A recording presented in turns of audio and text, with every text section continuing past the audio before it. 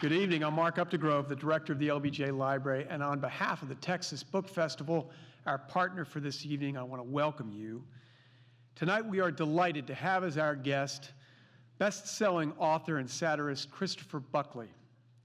Christopher's gained renown as the author of 15 books, including God is My Broker, Supreme Courtship, The White House Mess, Thank You for Smoking, and Losing Mum and Pup, a memoir about the deaths of his parents, Pat and William F. Buckley. His latest book, They Eat Puppies, Don't They?, is a comic novel about U.S.-China relations. As USA Today recently wrote in their review of the book, writing comic fiction about world events demands wit and inside knowledge about Washington.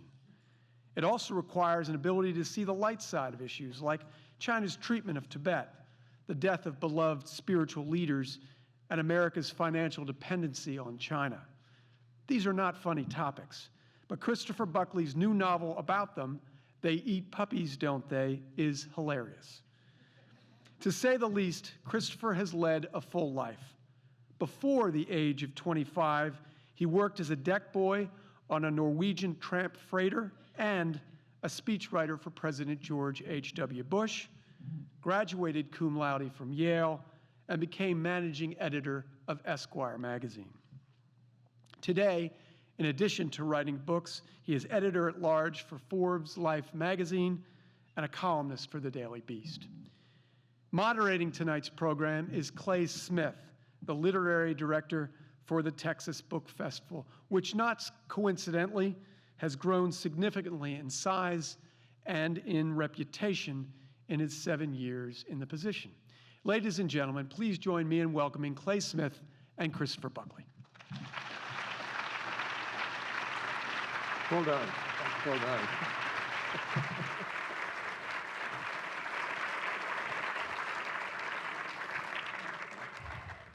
Thanks, Mark. The Texas Book Festival is really happy to be here and happy to partner with you all and with book people. Welcome, Chris. Thank you. I wore my most patriotic tie for this occasion. I don't know if you can see it. So the new book, They Eat Puppies, Don't They? Like many of your past books, this one takes place sort of behind the scenes amid these desperate Washington power plays. What's the story about? The story is I set out to write a book about the military-industrial complex. I tend to write about things that annoy me. And it somehow morphed into a book about U.S.-China relations. I lived in Washington for 30 years, and Washington is sort of a satirist's Disneyland. You just walk around plucking one low-hanging fruit after another. I regret to say that many reviews of my books have included the phrase "shooting fish in a barrel." At any rate, the hero, if you will, of this very reasonably priced book is a young, sort of rascally defense lobbyist, and he works for an aerospace giant. There are no shortage of those in Texas. And it's called Groping Sprunt. And and it's based in Missile Gap, Alabama. So if you want sophisticated humor, you come to me. His boss has, Groping Sprunt has come up with a very scary top secret weapons system, but it's aimed at China, and that's tricky because, China being the Bank of America, you don't want to, make them too mad. So in the book, the Congress is concerned about spending. So right away, it's fiction.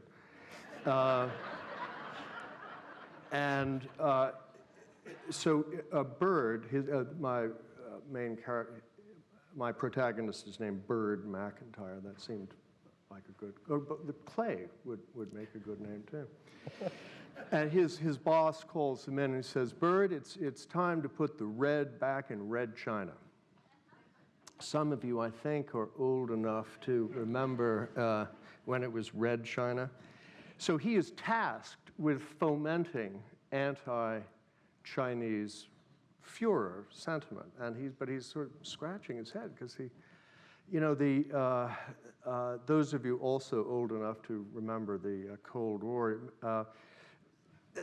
Russia, Russian leaders were sort of scarier looking. You know, they were these sort of warty trolls who once a year came out of their caves and put on funny hats and stood on Lenin's tomb watching missiles go by. And they sort of looked evil.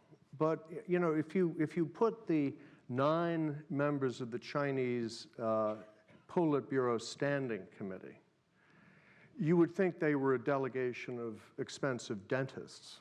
You know, so Bird has this challenge, you know, and he comes, am I going on too long? No.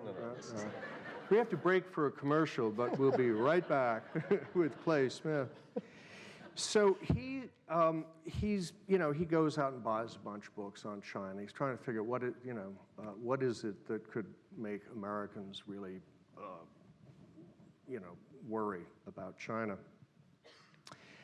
And while he's doing his homework, a report comes on CNN that the Dalai Lama has had to cancel a meeting with the Pope because of an upset stomach in Rome. He's been rushed to the hospital. It might be food poisoning, something like that. And he thinks,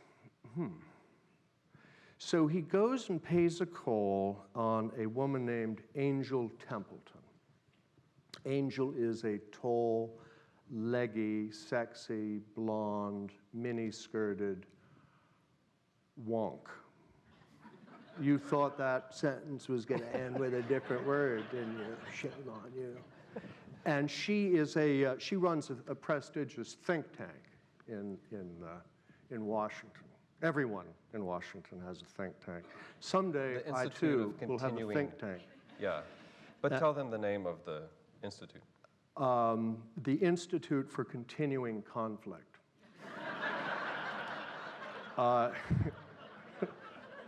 It's the center of the so-called Oreo-Con movement. Hard on the outside, soft on the inside. Get it? But seriously, so he walks into the lobby and he's a little nervous because she's a fire breather, Angel. She's always on the TV shows, and he walks into the lobby, and this is a very appropriate thing I think to mention here at the LBJ Library. There's a huge quote from Barry Goldwater in gold leaf letters. Extremism in the defense of liberty is no vice. He thinks, yes, I've come to the right place. So he explains the deal to Angel, and he suggests that they plant a rumor that the Chinese are trying to assassinate the Dalai Lama. This book, I finished writing this book last June, and if you look in the book, this reasonably priced book, and you see the acknowledgments, you'll see it's dated July 21st. Reuters, this Monday. Dalai Lama, China may have plotted to poison me. London, Tibet's Buddhist leader, the Dalai Lama, fears China may have plotted to kill him by training female agents with poison in their hair and on their clothing, he told Britain's Sunday Telegraph newspaper. At the bottom, it says, the 76-year-old Nobel Peace Prize winner was expected to visit St. Paul's Cathedral on Monday to receive the $1.7 million Templeton Prize. for his work affirming the spiritual dimension of life. You know, it kind of points out there's no point writing satire.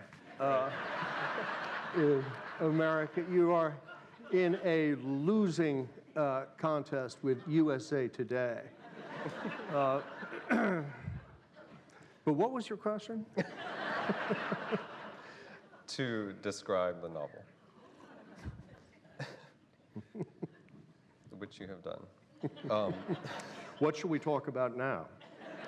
Well, I mean, given what the Dalai Lama just sort of alleged and everything that has been happening in China lately, I'm curious why I mean, I can see why it began as a sort of satire of the military-industrial complex, but China is so much fun to satirize.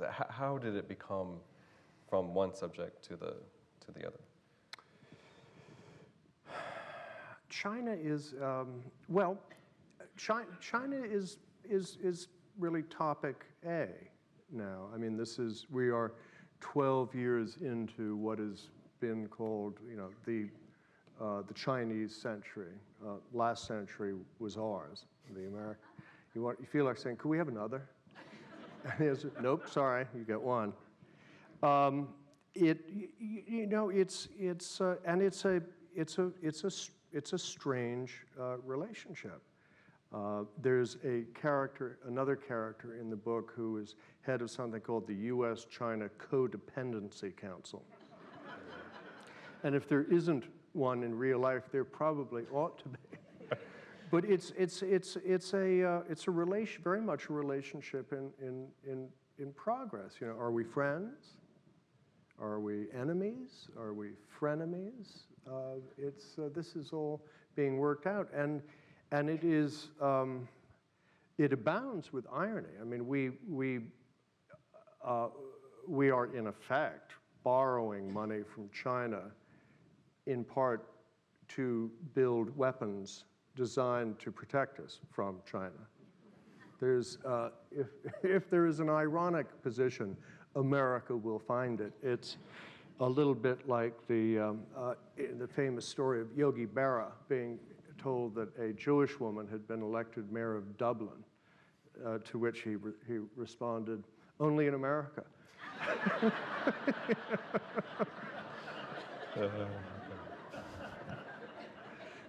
I found this was my first book involving China, and I found certain technical challenges, if you will. For instance, if you write novels, you have to come up with names for your characters. Dickens was pretty good at it, and I found as I went along, but you know, Chinese names are complex to our ears. How many here could recite, for instance, the full name of the blind activist who was seeking asylum in the basement of our embassy, Chen Guangcheng? If you see the news photos, people in China are holding up placards very quickly before the police come, and with his initials, it's CGC. Which the posters make it look like an ad for Kentucky Fried Chicken. But anyway, so I found I decided to try to make simple names. So the president of China was actually a good guy. One of the good guys in the book is the chief dictator in China. That wasn't easy. His name is Fa. I thought this sounded sort of melodic, and the really evil guy in the Politburo, the chief, the minister for state security, his name is Lo. Again, the sophisticated humor that is my trademark. As I went along adding more and more Chinese characters, I realized that all of their names were some variation on do, re, mi, fa, so, la, ti, do. At one point, I had a character named To Fu, so so there were I posed a technical challenge. There's another book out on China, not nearly as reasonably priced and very thick, by Henry Kissinger. The title of his book is On China. If you're Henry Kissinger, you can just call your book On China. I have to dance like a French poodle on both legs. And they eat puppies, don't they? In Henry's book, which I do recommend because it's no one does China like Henry. But he adduces a term coined by Sun Tzu, and there are many quotes by Sun Tzu in this book, which are included at no extra charge. But Sun Tzu came up with this term, shi. It's spelled S-H-I, and it's pronounced shi. And it means, it's difficult to translate, but it means something like the art of understanding matters in flux. Shi happens. And my book is full of shi, as is its author, as you can say. But seriously. So I just want to point out that this book has a sort of cast of characters listed by Washington characters and Beijing characters. And Chris mentioned how difficult it is to pronounce the names. So under Politburo Standing Committee, CCP, he just says various members, names too complicated to list. So. There's also included in that cast of characters a Chris Matthews, who was identified as a taciturn TV host. So again, you know it's fiction, but Chris is an old friend, and there are quite a few scenes with Angel going on hardball, and those were sort of fun to write. Yeah. You're watching hardball. You alluded to this about the timing of this book, but it does sort of seem like you have these magic powers, because when most writers talk to me about when their book was published and what's happening with their book, you know, it takes, from the point that you turn the book in, it takes about 9 months to a year for it to end up on store shelves, and that creates all kinds of problems. But your previous satire, Supreme Courtship, which is about a sort of Sarah Palin-like character who is nominated by the president to be on the Supreme Court. It was actually released the day before John McCain announced Sarah Palin as the running mate. You know, I wish I were as good at picking stocks. But you may call me the new Nostradamus, if you prefer. Well, I do, because this book, I mean, I just want to quote a few, actual headlines that I did not make up, that have come out just since the time that your book has been out. Blind Chinese activist scales wall to escape house arrest. He's blind. Neil Haywood was poisoned with cyanide, official Chinese report reveals. The headline you quoted, that the Dalai Lama says that China may actually have plotted to poison him. And President Obama's dog-eating jokes at the White House Correspondents' Dinner a few weeks ago. It was very considerate of the president to introduce the subject of canine cuisine 1 week before the book came out. Right. Very decent of him. So really good timing, but a sort of serious question. I mean, is it harder or easier to write satire when the reality reflected in those headlines is already so ridiculous? It is an absolutely pointless exercise. That you would be hard pressed to come up with a hypothetical situation that could top American reality. There's a story I love about a teenage boy who has a school assignment of writing a paper on the difference between hypothetical and reality. And so he goes to his dad one night and explains. And his dad says to him, well, go ask your mother if she would sleep with a total stranger for $1 million. So he goes off, and he comes back pretty quickly and reports that the answer is, you bet. So he said, well, go ask your sister. And he goes off, and he comes back, lickety-split, and reports that the answer is, totally. And he says, well, there you go. Hypothetically, we're sitting on $2 million.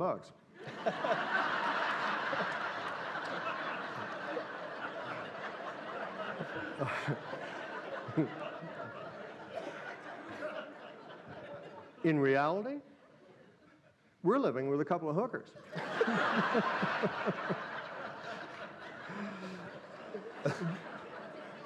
It's a pointless.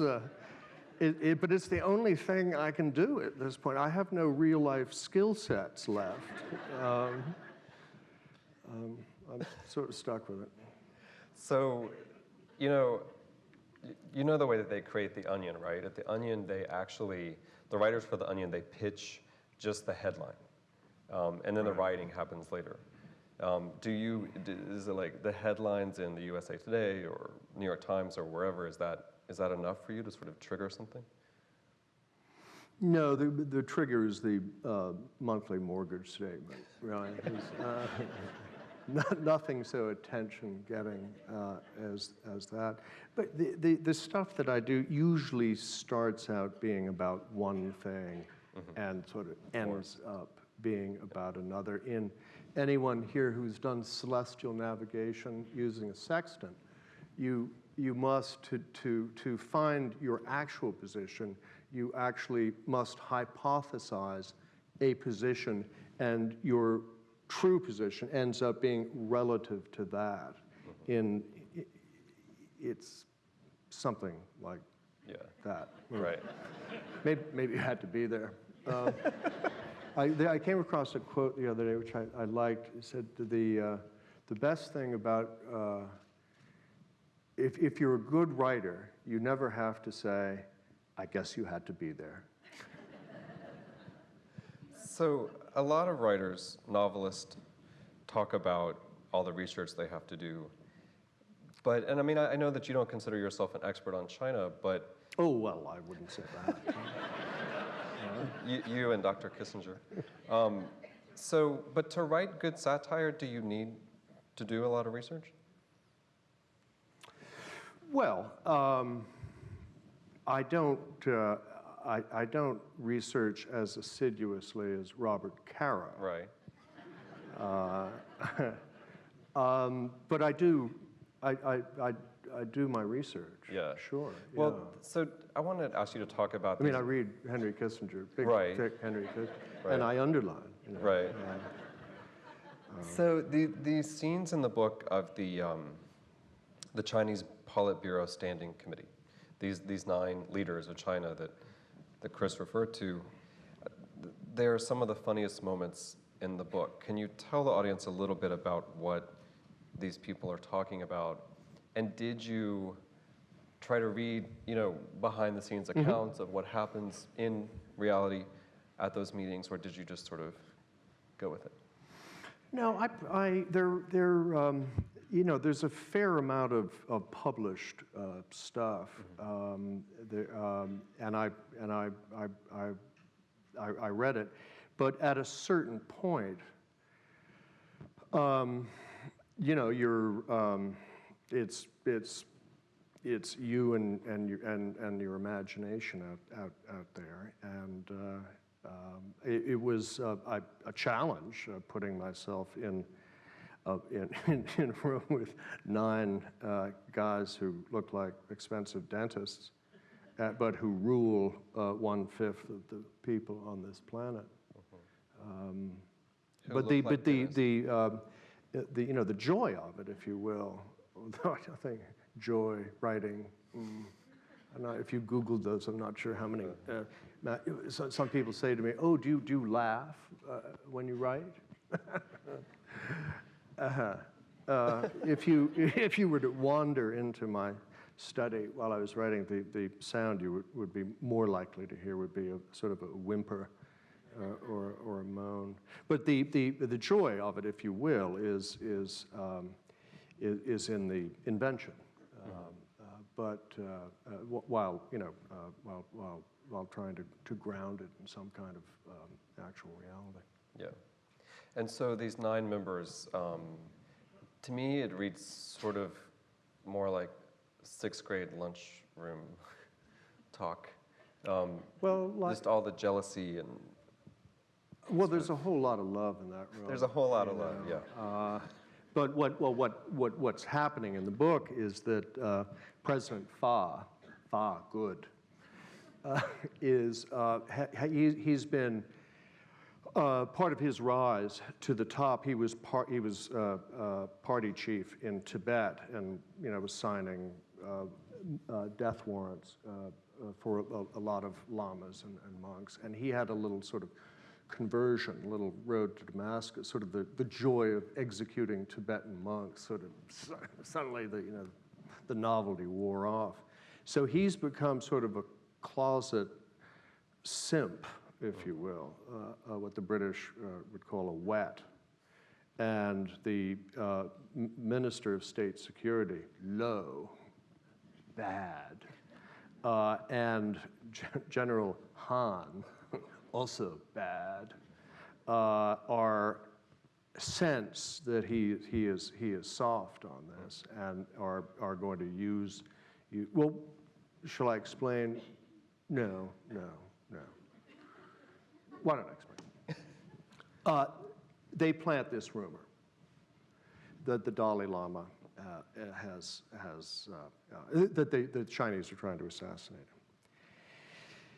So this lands on the desk of President Fa. So he calls in the Minister Low and says, "What the, what up with this?" And I don't know what the Chinese for that is. And he says, "You aren't by any chance trying to assassinate the Dalai Lama, are you? Just between us girls?" And Low says, "Well, no. However, Low has people in the Dalai Lama's entourage, and don't think the Chinese don't, in fact. And he also had people at the hospital in Rome, because this is the hospital where they bring popes, and and popes are historically antagonistic to communist dictatorships. So they like to know. So when they did the tests on the Dalai Lama to see what had happened, the Low's agents switched the MRI and the urine and the blood. And they found out that, in fact, the Dalai Lama has terminal cancer and doesn't know it. And so President Fa says, well, I guess this solves our Dalai Lama problem. And Low says, well, no, actually, it doesn't. It doesn't at all. In fact, it makes it even worse. And Fa says, I'm not following here. And Low says, well, look, sooner or later, he's going to figure out, he's going to, collapse. He'll be in a hospital where I don't have people to switch the urine tests. And he's going to learn that he has cancer. And as soon as he does that, he's going to petition to be allowed to come home to Lhasa, Tibet, to die. And we can't have that. That would be, this would cause the whole deal to come apart. And then, of course, he'll die, and he'll want to be buried there. And then we'll have pilgrims and pilgrimages. So, this is absolutely unacceptable. So Fa's listening to this. He's trying to give up smoking. He's now on his 8th cigarette of the day, and it's 7 in the morning. And I said, well, what are you proposing? He said, well, I think we should kill him now, before he finds out he's dying. And Fa said, we can't go around assassinating Dalai Lamas. And at this point, Low's going, you got a problem with So then the CIA figures out what's going on. There's this sort of good old boy in charge of the fun stuff at CIA. And he takes this information. He now knows that the Dalai Lama is dying. And he takes this to the National Security Director at the White House, who's a Boston Brahmin. So talks like this because he can't be bothered to open his jaw. His name's Rogers P. Fancock. He was a rather good old egg. And Barney Strecker, the CIA, brings him this, and the NSC director says, "Oh dear, dear, dear." And Barney says, "Well, I think we ought to kill him." And the NSC director says, "What are you talking about?" He said, "Well, look, he's dying anyway. Let's kill him, and I can make it look like the Chinese did it." So suddenly this dynamic is in play, and a week after the book came out, the Dalai Lama tells us that the Chinese had agents with poisoned hair saying, "Oh, please bless me." Right. You remember the KGB, or actually, it's now called the FSB, but Vladimir Putin's former place of employment. Remember they assassinated Litvinenko in London some years ago with something called polonium-210, which caused this guy to endure a terrible, agonizing, slow death. And they did that because they wanted people to talk about it. This was done absolutely as an object lesson. The Chinese are a little more subtle. They use poisoned Clairol. Right. There's a great line in the book about that. You used to work in Washington, and I'm not exactly thinking of the Dalai Lama or the president of China when I ask this question, but do you know the people who you satirize in your books? Well, I went to work at the White House in 1981 for a fellow named George Herbert Walker Bush, who was, outside of my dad, the best man I've ever known. So I had I was, a vice presidential speechwriter. It's pretty low in the food chain, but it had the advantage of, if you're a presidential speechwriter, there are about 8 layers of people between you and your principal, and they, and they don't really want you in there in the Oval Office. I knew Reagan speechwriters who hadn't laid eyes on Reagan in 8 months, except in the men's room, So, yeah, that's a monster you got there in your bucket, Mr. President. So I got to hang out with him and see see a lot of this stuff. Can I tell a story? Yeah. I was 29 when I went to Washington, and I was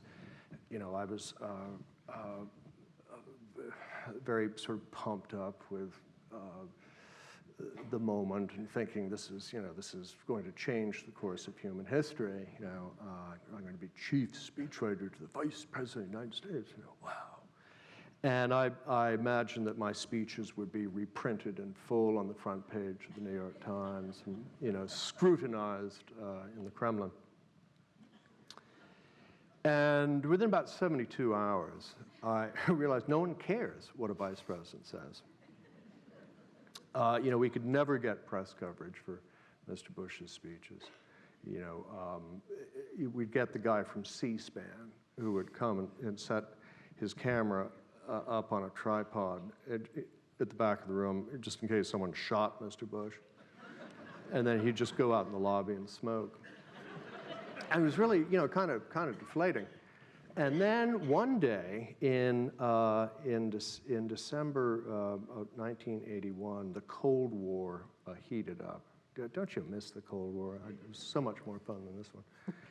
And the Poles declared martial law.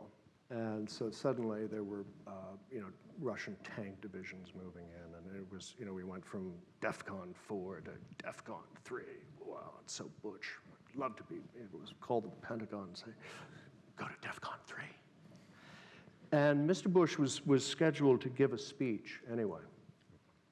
And the White House would generously, as a gesture of generosity to Mr. Bush, said, the Vice President will give the official U.S. response to this very grave situation. And I thought, yes. And because, of course, this was all about me, not DEFCON 3. So I wrote his speech, and now every reporter in the world wanted to come to this. They were hanging off the rafters. And I put in the speech, being a highly educated, sophisticated, intellectual kind of person, I went to Bartlett's familiar quotations. You ask if I'm well-read. Well, yes. And I found a quote from Thucydides that seems sort of apt, so throw that in. It's always nice to have a little sort of classical parsley on the plate. And Mr. Bush, God love him, was giving the speech. It was a packed house, going out live TV. And I was sitting at the staff table with Admiral Dan Murphy, who was the 4-star Navy admiral, who was Mr. Bush's chief of staff. Now, I'd been with Benedictine monks for 4 years at boarding school. And then I went to work. I found myself working for a 4-star Navy admiral, and boy, are they strict. And so Mr. Bush was going, everything's going fine. He gets to the Thucydides line, and something happened. No, Mr. Bush is one of the smartest people I know. He's a Yale Phi Beta Kappa, for God's sakes, not to mention war hero and everything else. And, but he got to the line, and he went, as the Greek historian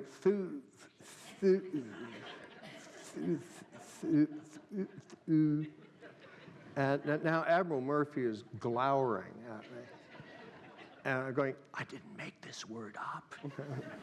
and Mr. Bush, he was like a parrot with a piece of banana stuck in his throat. So, it was like being in Lamaze class. I was going, push, just push. Come on, you can do it, push. And finally he spat it out, and that was my great rhetorical moment. Afterwards, Admiral Murphy came up and jabbed me in the chest with his finger and said, next time say Plato. So that was the beginning of the Platonic era of Bush rhetoric. So there were adventures to be had, and it was an extraordinary time. As we now know, the Russians were absolutely convinced that Ronald Reagan intended to go to war with them. We know this from the files that were opened. So I won't, maybe fun isn't quite, yeah, it was a hell of a lot of fun. It really was. But what I really meant when I was asking you if you... But, if you know the people that you write about in your satires, this Angel Templeton character that you described to the audience, this sort of miniskirt wearing warmonger policy wonk, she seems a little bit to me like Ann Coulter. You are free to infer. It is a novel. Right. Yeah. Do you know Ann Coulter? And for someone who's so press ready as someone like Ann Coulter, what's the point of satirizing? I mean, would she even get the barb? Is what I'm asking, I guess. Well, I can't speak to Ann Coulter, whom I've met, but I don't know. I do know Chris Matthews. And I sent him the book, and I said, "You're in it." And he wrote back right away, saying, "I love being a cultural icon." I don't, you know, these people are iconic and, Right. and rather useful as icons. Right. You might say they're my desktop icons. Get it? Desktop. Right. But seriously.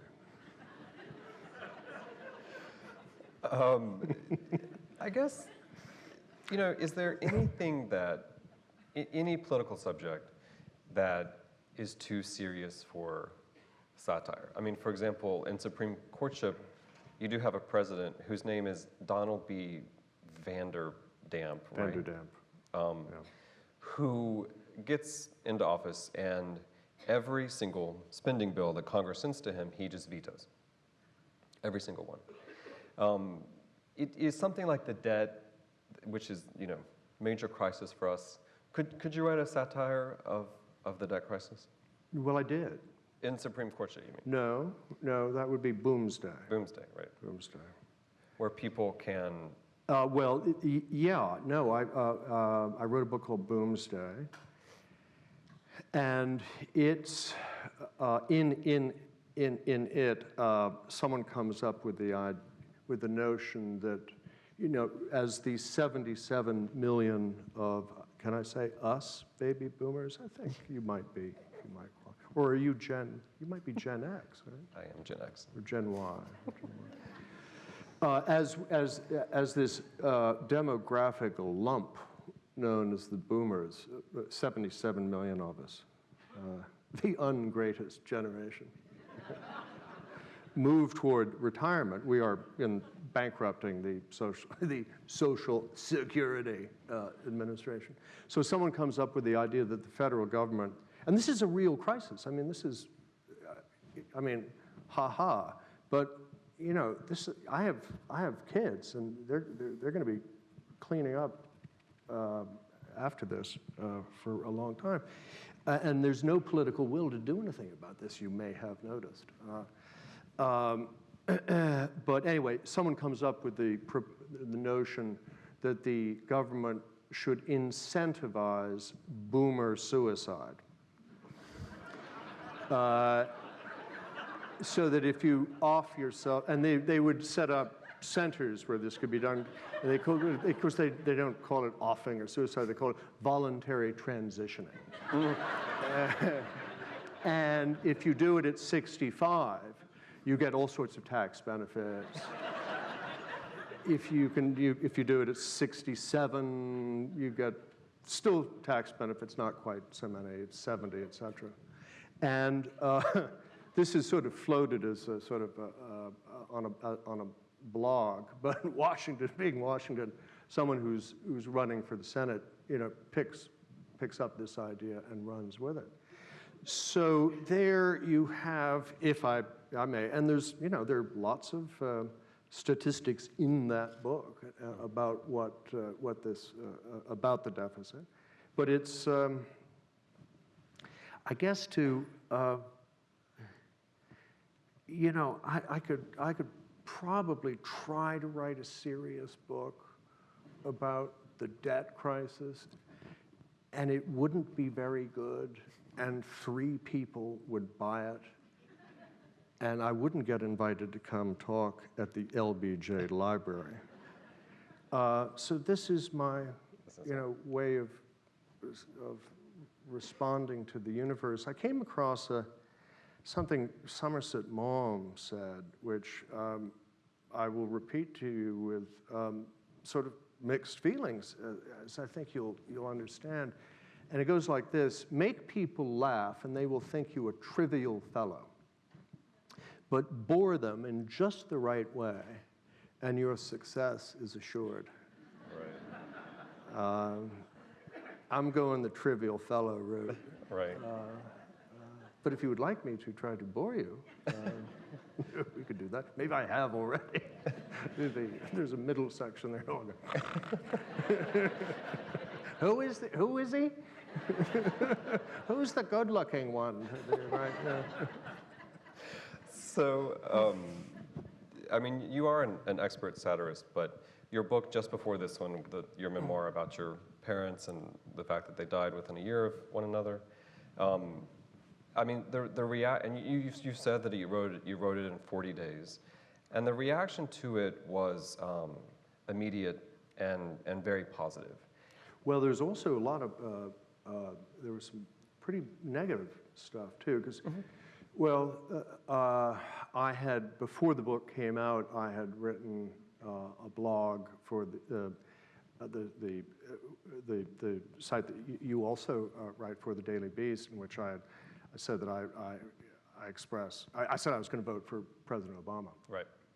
And all hell broke loose. And so a lot of people I've effectively been sort of read out of the right-wing movement. I wasn't really I kind of along for the ride by accident, but anyway, a lot of people were mad at me for that. And well, you actually got fired from the... And you know, there were people on TV going, "Oh, this is his Daddy Dearest," book. And I think anyone who's read the book I'd be surprised if anyone who read the book. Yeah, but the sales were so great. I mean, in the media there may have been that reaction, but the readership, everybody I talked to loves that book.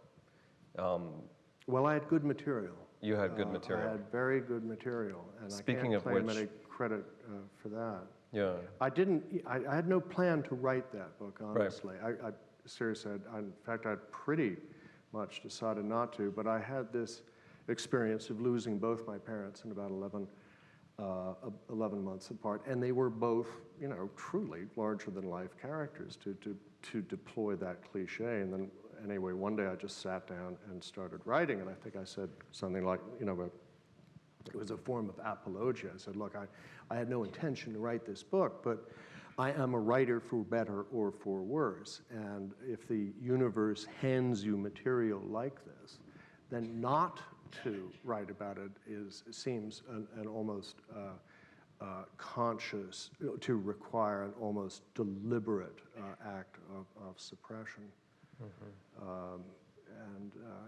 But it was a kind of book that I've written 15 books. I would,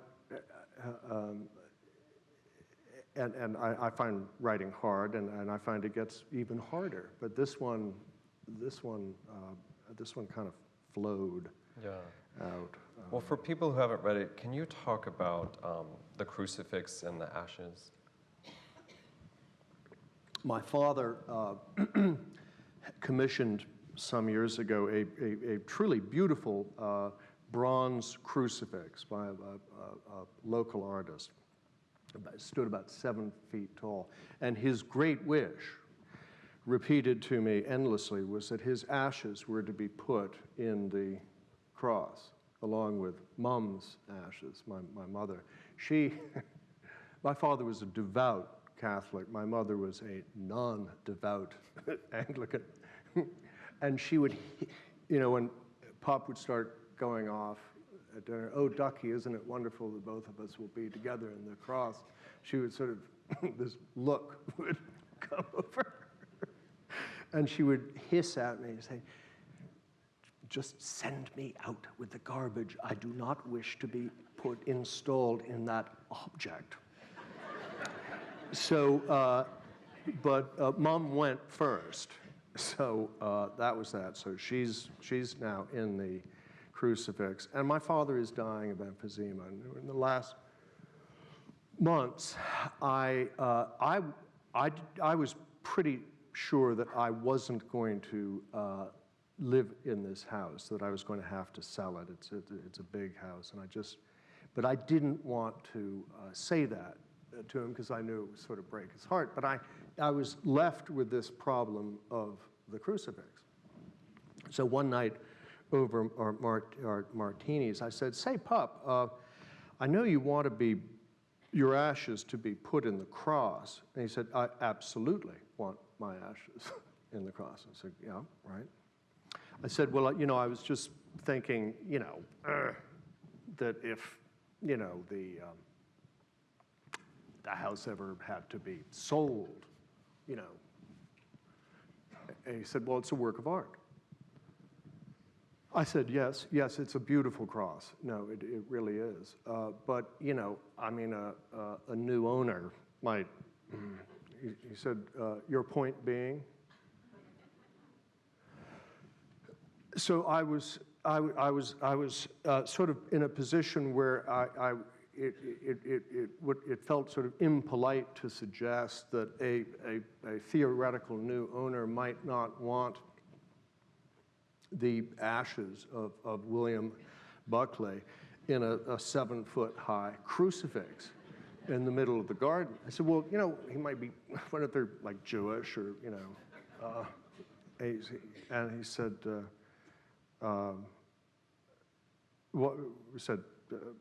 well, he just didn't want to, talk about that, so I dropped it. And so he died, and I buried him in Sharon, Connecticut, where he grew up, in corpore, in coffin. I put Mum on his lap. I put also into the coffin a jar of peanut butter. He was a peanut butter fanatic, and the TV remote control. They used to send the pharaohs off with all the things they'd need. Well, he went off, and now I'm living in the house very happily with the woman I love, who was sitting in the front row there. Life just took a bit of an accidental turn, so I'm sure he's up there, not happy. But hey. To keep talking about death a little bit. Yeah, I'm enjoying that. You wrote this great article in the New Yorker about Christopher Hitchens. You were close friends with him, and you wrote that among his prodigal talents, perhaps his greatest was his gift of friendship. When the average sort of reader thinks about Christopher Hitchens, they think about him being a polemicist and an essayist and how much he drank. I'm not sure that a lot of people knew that about him, what a great friend he was. What was your friendship like with him? There were, I was one of the readers at his memorial service about a month ago at Cooper Union. We all spoke from the same lectern that Abraham Lincoln spoke from. If you want to feel intimidated as you approach a stage, have someone whisper into your ear that you'll be speaking from the Lincoln lectern. But there were 31 speakers at that extraordinary tribute. James Fenton, the poet, Ian McEwan, Stephen Fry, Tom Stoppard, Sean Penn, who used the occasion to denounce Henry Kissinger as a serial murderer. Thanks, Sean. It was, and then of course his greatest friend on earth, Martin Amis, the extraordinarily talented British novelist, gave the eulogy. Christopher was, I give you as evidence, that extraordinary roster of people who, having 31 people speak at your memorial services, that's a, he had every now and then someone extraordinary comes along, and if you're lucky, it'll happen to you once in your life. If you're really lucky, it'll happen twice. I was very lucky to count Christopher as a friend of over 30 years, and he had that. My father had this gift of friendship. I'm not sure it's a phrase you actually have to think about. It's not just being friendly or being, being easy to get along with. Christopher was a very complex guy, but he had that gift, and I count myself very lucky to have been in that happy company. As he was ironically and I would say tragically diagnosed with stage 4 esophageal cancer. As he was promoting his memoir called Hitch 22, this is a diagnosis that the 5-year survival rate, the 2-year survival rate is, I think, 5%. He spent a lot of time at the MD Anderson Center having very heroic treatment, proton radiation, and he endured a grueling 18 months, but was writing up to the end. I saw him. I was with him 3 days before he died, and we lost. When someone of that extraordinary talent dies at that age, you feel the loss all the more acutely. I ended that tribute in the New Yorker with that wonderful poem by A.E. Housman, To an Athlete Dying Young. Smart lad betimes to slip away from fields where glory does not stay, and early though the laurel grows, it withers quicker than the rose. That was a bit gloomy. Yeah.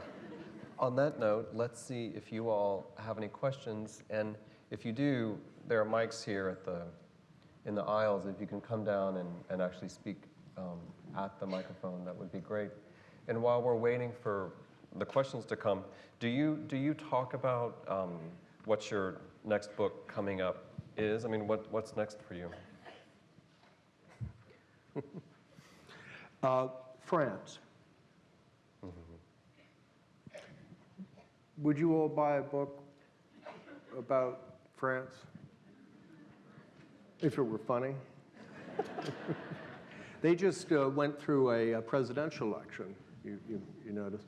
They, by law, do you know that French presidential elections can only last 30 days? Maybe we should take a... it's not a perfect system. You still end up with a French president. But it does seem to be a more sensible process than our own. Aren't you sick of our presidential election already? And it's May. Yeah. Okay, so we've got a question over here. Yes, ma'am. I would like to know what happened to the crucifix. It's in the cemetery in Sharon, over standing guard over pub. I put it there myself, and it was darn heavy too. You know that expression, we all have crosses to bear? Just kidding. We'll wait for another question. Let me ask you, after 15 books, do you have to go through the process of sort of writing a proposal for each new novel or book, or at this point, can you kind of just say to your agent and to Carrie, your editor, this is what I'm thinking about, and here's when I'll have it done? Well, I write very extensive outlines. Mm-hmm. You didn't always used to do that, right? This is no, no. And you learn when you're younger and better looking, thinner, have more hair, and it's darker. and you're just starting out, I would sort of gaily go down these very promising, leafy boulevards of my imagination for 100 pages, and then you find a dead end sign. So I decided that wasn't much fun. So now I relentlessly plot, because it's, I mean, I believe you've read a bit of it. It's, fairly, they can be a little bit like a Rubik's Cube, and I make no claim to being good at it. As I say, these things get harder and harder. And invariably what happens is you then, you have your outline and then you deviate from it. Norman Mailer, another writer, once said something that sort of I liked. He said that he didn't outline his novels much, and I think I read that one because he felt that it took free will away from his characters. That it was, if you wrote a very detailed plot outline and made them, connect these dots and walk down this alley, that it was almost a kind of a Calvinistic predestination. And what I find is if you create good characters, at a certain point they'll take over and they'll sort of say to you, "Thanks, Gramps. We'll take it from here." And it's kind of it's fun when that happens. Yeah. And sometimes it does happen. Right. Sometimes it doesn't. It doesn't. But that's generally when you know whether or not you've got a good character. Right. Ma'am, what's your question? Did you enjoy the experience of the filming of Thank You for Smoking? Was that fun? I did, and not all authors would reply thusly, but I had a lovely time. There is, if you've seen the movie, you may remember an extraordinary 3 seconds where a dashing personage is standing on a subway platform, shaking his head at a newspaper. In the credits, it says, "Man on subway platform." This was my bow to the cinema. No, I thought Jason Reitman did a marvelous job. He's gone on to really great things. He did Juno, he did Up in the Air. His latest movie is a Charlize Theron movie called Young Adult. Hemingway, another writer, whom I am often compared, only because we had similar beards. Just about every one of his novels was made into a movie, and he hated them. He hated all of them. He hated everyone he ever dealt with in Hollywood. So he devised Hemingway's rules for writers when dealing with Hollywood, and his advice was as follows: you take the manuscript of your book and you put it in the trunk of your car, and you drive up to the California state line. You stop this side of the California state line. You take your manuscript out of the trunk and you make them throw the money across first. Then you hurl your manuscript at them and get back in the car and drive off. There are so many unhappy stories, but no, I had fun with those guys. Last question? Yes, ma'am. The Republican primary season just about to finish. Good material, or is it impossible to satirize satire? It might be, how does the saying go, too much of a muchness? Does Newt Gingrich need Me? I hope not. You know, it's been really quite a parade, has it not, of elephants.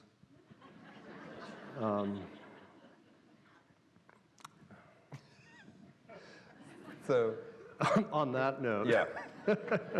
On that note. Thanks. Thank you. Yeah, okay. It's fun.